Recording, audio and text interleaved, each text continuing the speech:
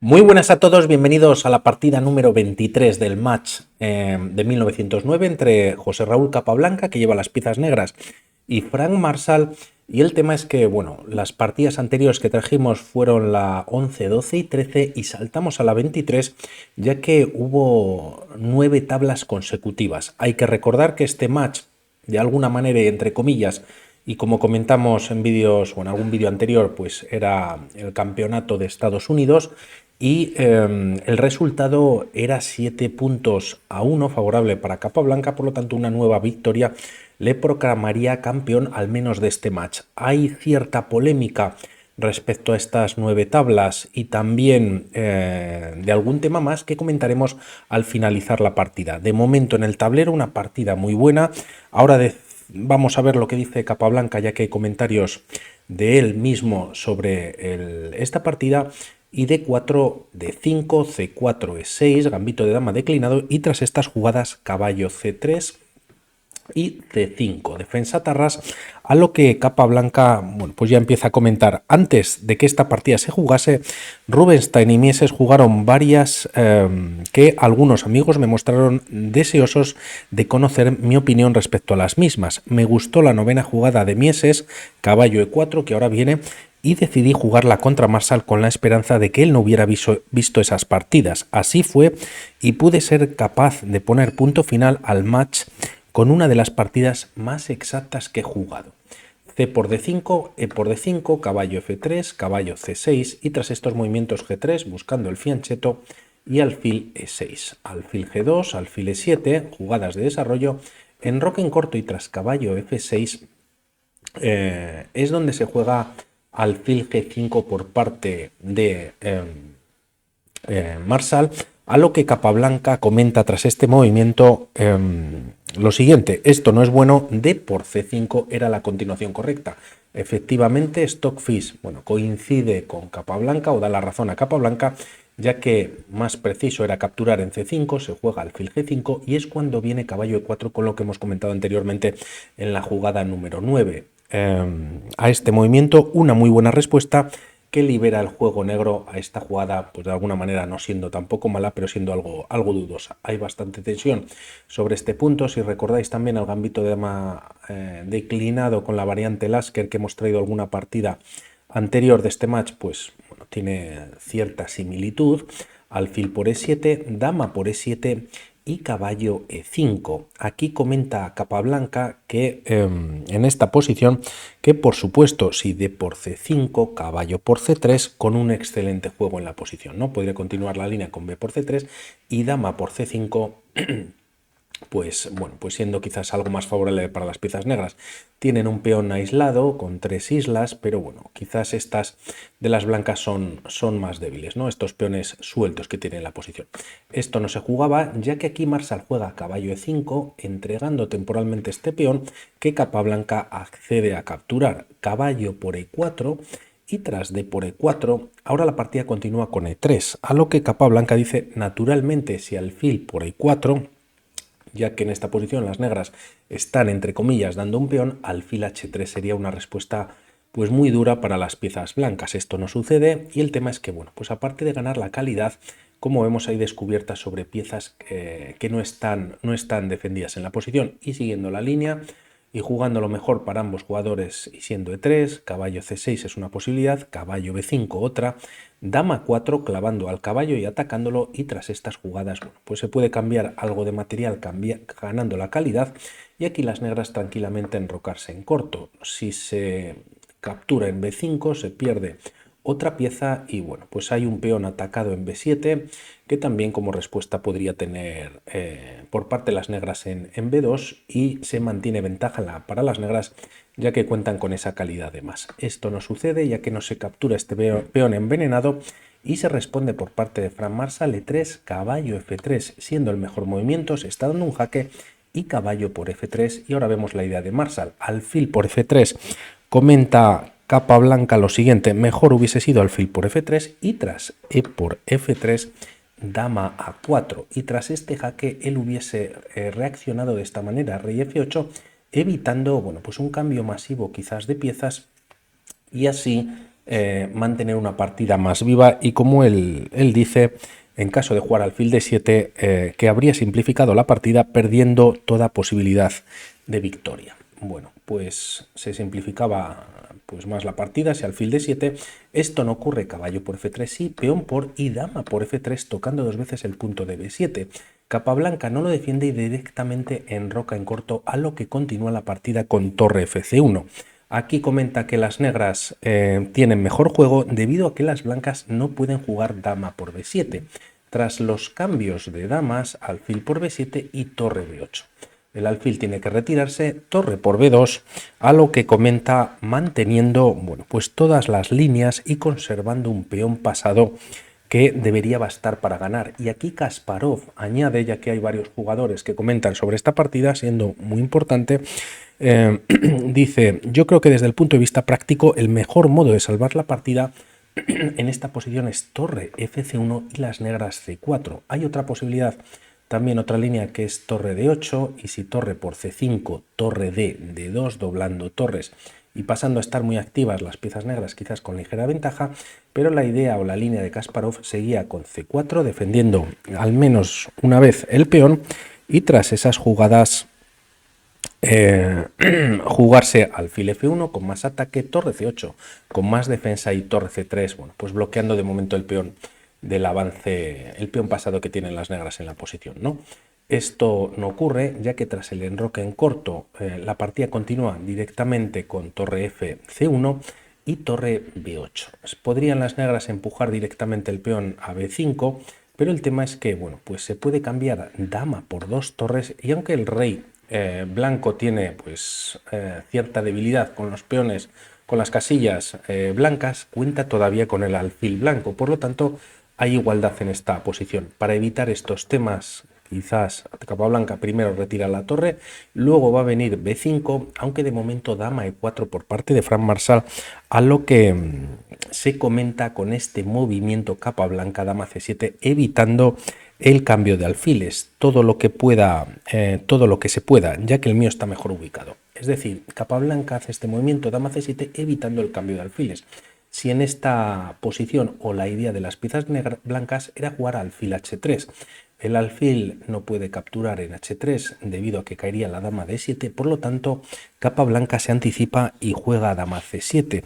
A lo que hay un comentario en la biografía de Capablanca, no hecha por él y hecho posteriormente por un pedagogo, Mikhail Serebesky, en su libro de la estrategia de los finales, y ante ese movimiento dama c7 comenta lo siguiente: una jugada simple y a la vez difícil de encontrar. No es fácil ubicar la dama puesta a una torre enemiga, pero este movimiento es parte de un plan para provocar a las blancas a abrir el juego en el flanco de dama, que solo puede favorecer a las negras. Es decir, claro, es complicado traer la dama a esta posición, ya que hay rayos X sobre la misma, pero por otro lado, bueno, pues va a mantener Capablanca, como vamos a ver, el juego o la partida en el flanco de dama, ya que tiene este 3 contra 2 y no en el flanco de rey que tiene un 4 contra 3. Tras estos movimientos, la partida continúa con torre c3, quizás buscando doblar peones, ahora sí b5 y a3 controlando b4. Tras estas jugadas, c4 por parte de las piezas negras, alfil f3 y aquí nuevamente la idea de Marsal pasa por jugar alfil g4, eliminar a este potente alfil que tienen las piezas negras y bueno, pues casi obligar al cambio. No obstante, torre f de 8 lo evita y tras esta jugada se juega torre de 1, buscando el cambio de piezas y también pues minimizar la posición. El tema es que aquí, si se va por alfil g4 intentando capturar el alfil de 5 es bastante fuerte, ya que bueno, pues se ataca la dama y de ahí que había dicho antes que torre f de 8 pues evitaba el cambio de alfiles, ¿no? El alfil está defendido, se ataca la dama, mejor movimiento dama f4 y tras el cambio de piezas, bueno, pues las piezas negras mantienen mucho más activo este 3 contra 2, hay peones doblados para las blancas en el 4 contra 3, el rey pues también ayudaría a sus 3 peones y el alfil, por ejemplo, domina la gran diagonal, por lo tanto están algo mejor. Tras estas jugadas, como decimos, Marsal va por la simplificación un poco de material, torre D1, torre por D1 y alfil por D1 por parte de las blancas. Torre D8, atacando a, al alfil de casillas blancas. Estamos en la jugada 21 y aquí, tras este movimiento, comenta capa blanca y se hace eco de un comentario que hizo posteriormente Emanuel Lasker, campeón del mundo. Como vemos, pues prácticamente todo el mundo comentando esta partida. Dijo en este momento: al comentar esta partida, el doctor Emanuel Lasker escribió: las negras tienen ahora un total dominio del tablero, su juego es un ejemplo de cómo deben explotarse las pequeñas ventajas, no puede haber un mejor halago. Lógicamente viniendo del campeón del mundo, y la idea de este movimiento, pues bueno, de momento es atacar al alfil, este vuelve a F3, ya que aquí Marsal quiere o va a buscar el cambio de damas y una jugada que capa blanca no hace mención a este movimiento, entre otros, y es G6, pero Kasparov sí el que lo comenta posteriormente bueno, pues hablando de sus predecesores, y dice lo siguiente. Bueno, pues veamos los elogios que dice Kasparov. Amenazando 24, la jugada 24, alfil de 5, dama G4 y H5. Es decir, si aquí las piezas blancas no juegan dama C6, amenazando a la dama, y hacen un movimiento como torre C1, pues las piezas negras ganan en el acto. El tema es que existe alfil de 5, no se puede capturar, ya que se recaptura con la torre y se gana material. Y si la dama se retira G4, manteniendo la defensa sobre el alfil de F3, existe H5. Y lógicamente, pues bueno, pues las blancas están para abandonar. No ocurre esto, pero bueno, con mucha intención este movimiento capa blanca, se juega dama C6, evita el cambio de damas en esta posición capa blanca y comentaba lo siguiente tras dama E5. Decía, evitando... todavía no puedo cambiar las damas, ya que mi peón de B quedaría atacado, ¿no? Si en caso de cambiar, pues quedaría atacado el peón de B5. No obstante, hasta continuación existe alfil H3, y aunque las negras quedan mejor, pues tampoco es la idea final de la posición. Hay mate en 1, torre C1 evita el mate y se puede defender el peón de B5 finalmente. No obstante, tiene unas ideas mejores. Capa blanca decide evitar los cambios, dama E4, y aquí sí que cambia damas. Dama por E4, alfil por E4 y torre de 1 jaque. Capa blanca comenta en esta posición evitando alfil C2 para que el rey se pueda activar quizás F1, E2, ¿no? Por lo tanto se da un jaque, rey G2 y A5. Hay que destacar que tras estas jugadas que se han hecho en el tablero, pues ha habido avance por parte de los peones C4, B5, A5 aproximadamente, y siempre actividad en el flanco de dama. Por lo tanto, lógicamente, con ese 3 contra 2, capa blanca ha sabido llevar la partida a su terreno al flanco de dama, no pudiéndose hacer ningún movimiento por parte de las blancas en el flanco de rey, y el único movimiento era este G6 con la idea de H5 atrapando el alfil de F3, ¿no? Un tema táctico. Tras estos movimientos torre C2, quizás evitándolo que las piezas negras puedan ocupar la segunda, B4 buscando ese 3 contra 2, y tras los cambios A por B4, alfil F3 con ataque sobre la torre. Esta se retira a B1 y alfil E2 con doble ataque sobre el peón de C4. La partida continúa con B3, ataque a la dama y torre D2. Y aquí capa blanca comenta, tras torre D2, por supuesto, si torre C3, la línea podría continuar con torre por B2. Y aunque existe todavía este doble ataque por parte de las blancas, si alfil por C4, torre C2 es muy fuerte. Si la torre ahora captura al peón de B3, pues hay doble ataque por parte, o se está perdiendo pieza. Si el alfil captura, cae la torre, y si la torre captura en C2, bueno, pues se recaptura con el peón y se termina coronando. Torre D2, vaya complicaciones que se están montando en esa posición, y tras torre D2, torre C1. Tras todas estas jugadas, la partida continúa con alfil D1. Aquí comentar, por ver una línea más rápidamente, que torre por B2, bueno, podría parecer interesante, pero se llevaría la partida a tablas. Torre por B2 y tras C3 se retira la torre a B1. Es verdad que hay dos peones pasados y tras C2 no se mueve la torre de la posición y alfil de 3 es un gran movimiento. Las piezas negras no pueden coronar debido a que la torre captura, y si capturan en B1 se recaptura con el alfil y la partida prácticamente estaría bastante igualada, igualdad de material, y bueno, pues terminaría en tabla seguramente. Por lo tanto, se hace esta jugada, torre C1, alfil D1, y el tema es que, bueno, pues el alfil se cambia de diagonal, pero ahora la torre tiene que estar pendiente de la pieza, y esto es lo que Capablanca empieza a aprovechar, ¿no? O sigue aprovechando. C3, B por C3, tiene un peón pasado, B2, y bueno, pues están obligadas a capturar las blancas dejando la defensa del alfil, torre por D1, y tras estas jugadas torre C2 buscando el empuje de este peón pasado. Capablanca lo evita jugando alfil F5, tocando a la torre, esta se quita y es su torre la que se coloca detrás del peón de C3. Torre B3 para defenderla y alfil E4 jaque. La primera está defendida por la torre de Capablanca. La partida continúa con rey H3 y torre C2 atacando el peón de F2. Y ahora es cuando se mueve un peón obligado por parte de las blancas en el flanco de rey, llevándose a F4. Tras estas jugadas H5 en la posición, y aquí hace Capablanca el último comentario, amenazando alfil F5 jaque, torre por H2 y rey G7. Como la única defensa de las blancas es perder un peón, su posición es sin esperanzas. Él, refiriéndose a Marshall, muy bien podía haber resignado en este momento. El resto no necesita comentarios. Un verdadero lujazo, y el tema es que la amenaza que él comentaba lo evita Marshall jugando G4, ya que es alfil F5 jaque, por lo que podemos hacer un movimiento como torre A3, un movimiento de espera para ver esta posición. Alfil F5 jaque, el rey nuevamente pues ha sido cortado por la torre, no puede volver a la segunda. G4, bueno, pues hay doble control por parte de las piezas negras, y si rey H4, torre por H2 como comentaba, rey G5 y rey G7 preparando F6 siendo mate. Se podría prolongar jugando torre A7, clavando al peón de F7, pero bueno, pues tampoco les iría muy bien a las piezas blancas. La partida continúa con G4, H por G4 jaque, rey por, y tras torre por H2, pues ahora está recuperando los peones, además de la pieza de más que tiene Capablanca. Se juega torre B4 atacando al alfil, este no se mueve, F5 jaque.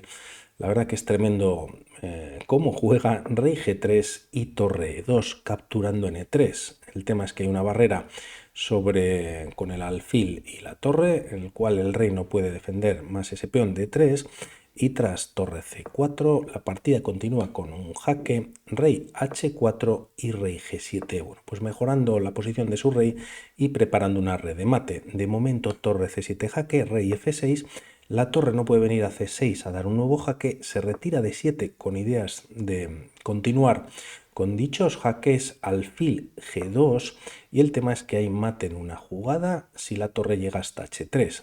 Torre de 6 jaque lo evita, y tras rey G7 en esta posición decide abandonar finalmente Frank Marshall, y Capablanca se lleva el campeonato o el match que jugaron en 1909 siendo 8-1. Ahora comentamos un poquito más sobre la historia de este match. Tengo preparado también para que podáis ir parando el vídeo y leer un poquito más sobre el mismo. Y el tema es que en esta posición, ¿qué se puede jugar? Si se da un jaque, pues quizás ayudas al rey negro para colocarse en H6 y bloquear pues todavía más algún escape del rey blanco. Se está amenazando jaque mate en H3, y se puede prolongar un poquito con torre H7. El rey puede capturar, pero hay que entregar material, y tras estas jugadas rey G5, rey G7 evita, si no los movimientos, pues que el rey pueda escapar. Y bueno, pues viniendo con el rey, por ejemplo, a H4, torre H3 jaque, y tras rey G5 torre H5 mate. Y hay alguna otra línea más que bueno, pues conducen a lo mismo.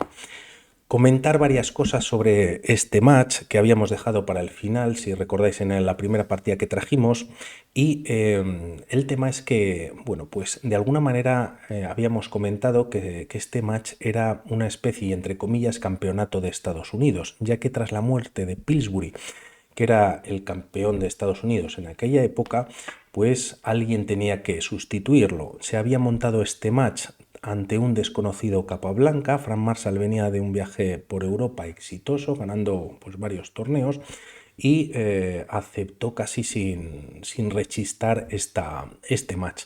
El tema, y debido además a lo abultado que perdió la partida, pues Frank Marshall impugnó el resultado o se quejó ante el árbitro, que además de ser abogado era ajedrecista, y le dijo que cómo era posible que un campeonato de Estados Unidos lo iba a ganar un jugador cubano que ni siquiera Capablanca era estadounidense. El tema es que Capablanca estaba volviendo en aquella época de Estados Unidos, volvía a su tierra natal, a Cuba. Esto le llevaba varias semanas y lógicamente pues la información no corría tan rápido y se enteró a su regreso, y de momento Frank Marshall, ante esta queja y ver el caso, el tema es que se dijo que bueno, pues finalmente no era ningún campeonato de Estados Unidos y que de momento el nuevo campeón de Estados Unidos iba a ser, y tras el fallecimiento de Pillsbury, el jugador anterior, que a pesar de que estaba retirado, pues volvía a recibir nuevamente, o sea, el anterior campeón a Pillsbury pues volvía a ser nuevamente campeón de Estados Unidos. El tema es que cuando Capablanca llega a Cuba y se entera un poco de toda la situación, pues él dijo que ante todo era cubano, que en ningún momento luchaba por ganar el campeonato de Estados Unidos como tal, pero que sin ninguna duda, más o menos con estas palabras, pues que era si no de lejos, pues era el ganador o el jugador más fuerte que en toda América había en esos momentos, y desde luego que no se equivocaba. Luego va a venir el salto a Europa, vamos a ver qué campeonato, torneo traemos, siguiendo un poquito con la cronología en los años y también este legado, ¿no?, que nos dejó Capablanca, y comentar que os había preparado un poquito de documentación, ya que, como decíamos anteriormente, creo que debería salir ahora, a ver si me sale, si me sale todo bien. A ver, no, esto. Sí, esta es una primera hoja que os quería mostrar del libro, que cogí algo de información, un poquito más abajo a la izquierda, y el tema es que desde la jugada, me tengo que poner un poquito por aquí, desde la partida número 13, en la que hasta esa partida Capablanca había ganado 7-1 en cuanto a los juegos a Marshall, luego hubo 9 empates y se hablaba un poquito, si no de tongo, pues de que estas tablas habían estado arregladas, porque además de tener un dinero fijado, por cada partida que jugasen a mayores, pues conseguían un dinero extra. Por lo tanto, esas 9 tablas, bueno, pues parecía que lo corroboraban, y la gente pues de alguna manera se mostró quejosa, y Capablanca lo desmintió, y luego posteriormente Frank Marshall lo reconoció, que era el propio Marshall el que iba buscando tablas constantemente ante la superioridad de Capablanca, ¿no? Esta es una primera hoja. La podéis parar el vídeo para leer un poquito más. Esta es la continuación. Ahí a la izquierda lees: Marshall reconoció posteriormente en su autobiografía que debo admitir que pensé que era pan comido, y bueno, pues que lógicamente le sorprendió. Y luego Lasker también hace comentarios a que, bueno, pues que las partidas no estaban amañadas.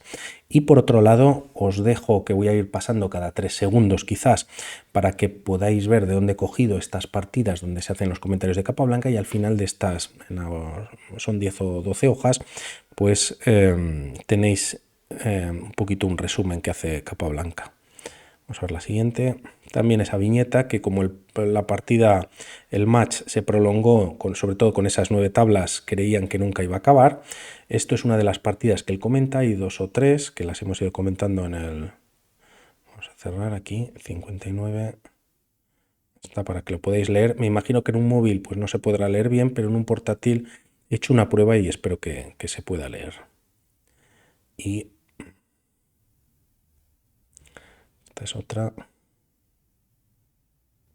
Los comentarios, la verdad que yo creo que son, si os gusta un poquito de la historia, y Capablanca yo creo que nos gusta a todos, son una auténtica maravilla, ¿no? Tener los propios comentarios del jugador. ¿Había alguna más? Creo que esta ya es la que hemos comentado ahora. También podéis ir parando el vídeo. Y esto ya son unas conclusiones finales, que él decía que volvía a casa y que se había encontrado con estos temas y creo que esta es la última, en el que hay una foto suya llevando una maleta y tras su sensacional victoria sobre Frank Marshall, Capablanca regresó a La Habana desde Nueva York y en julio de 1909 a través de una nave, de un bote, de un barco y bueno, pues que llevaría esa maleta como amuleto de buena suerte durante toda su vida y además ya tenemos o estamos presentando el próximo torneo que vamos a traer, que además este torneo de San Sebastián de 1911 tiene un antes y un después de alguna manera en la era del ajedrez o en la historia del ajedrez y ya comentaremos pues en el momento que llegue. Disculpad que el vídeo se ha alargado un poquito, pero yo creo que merece la pena. Un saludo y hablamos para la próxima. Chao.